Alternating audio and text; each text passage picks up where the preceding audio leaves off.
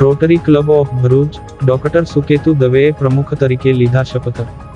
Rotary club of ભરૂચના વર્ષ 2026-27 માટેના પદગ્રહણ સમારોહનું આયોજન પી.ડી. શ્રોફ રોટરી હોલ ખાતે કરવામાં આવ્યું હતું, જેમાં રોટેરિયન ડોક્ટર સુકેતુ દવેએ ક્લબના નવા પ્રમુખ તરીકે શપથ ગ્રહણ કર્યા હતા। જિલ્લા ગવર્નર નિલેશ શાહે ઇન્સ્ટોલિંગ ઓફિસર તરીકે નવા પ્રમુખ અને તેમની ટીમને શપથ લેવડાવ્યા હતા। સમારોહમાં ગુજરાત ઓર્થોપેડિક એસોસિએશનના પ્રમુખ ડોક્ટર કમલેશ દેવમુરારી મુખ્ય અતિથિ તરીકે તથા દાદરા અને નગર હવેલી દમણ અને દીવના ભાજપના પ્રભારી Dushyantbhai Patel guest of honour તરીકે ઉપસ્થિત રહ્યા હતા। આ ઉપરાંત વેલફેર હોસ્પિટલના પ્રમુખ ખાલિદ મોહમ્મદ પટેલ હાજર રહ્યા હતા।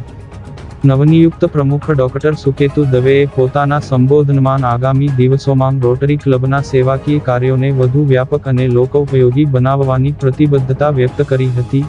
આ સમારોહમાં શહેરના અગ્રણી નાગરિકો, રોટરી પરિવારના સભ્યો અને વિવિધ સંસ્થાઓના પ્રતિનિધિઓ મોટી સંખ્યામાં ઉપસ્થિત રહ્યા હતા।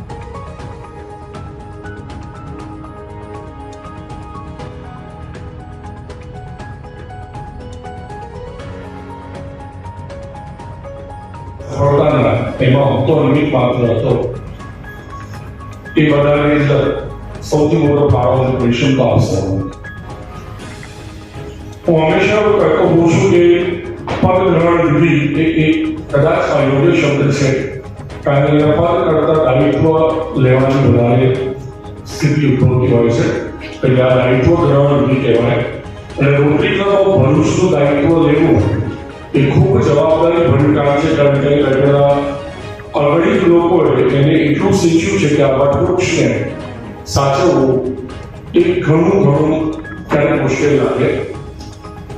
આ વિચાર વખતે એક કાયમી આવતો વિચાર ફરી યાદ આવ્યો કે કદાચ 30 વર્ષની ઓર્થોપેડિક જીવનની યાત્રામાં લાખ 2 લાખ વ્યક્તિઓને મેં ચાલતા થતા જોયા છે, કર્યા નથી। અને જ્યારે પણ કોઈ ડિફિકલ્ટ ઓપરેશનમાંથી બહાર આવીએ, ઘણા બધા સર્જન અને ડોક્ટર અહીંયા ઉપસ્થિત છે, કદાચ સહમત હશે, અને એવું પૂછીએ કે આ ઓપરેશન આપણે કેવી રીતે કર્યું, ત્યારે કદાચ એક જ વસ્તુ કહી શકાય કે જ્યારે આપણે કોઈને હીલ કરવાના, આપણે કોઈને સારા કરવાના ઓપરેશનના પ્રયત્નો કરીએ, ત્યારે હાથ ઈશ્વરનું નિમિત્ત બનતા હોય છે। એ નિમિત્ત બનવાનો પ્રકલ્પ રોટરી ક્લબ ભરૂચમાં મારી સાથે ચાલુ રહે અને હું એ પ્રકલ્પ કરીશ।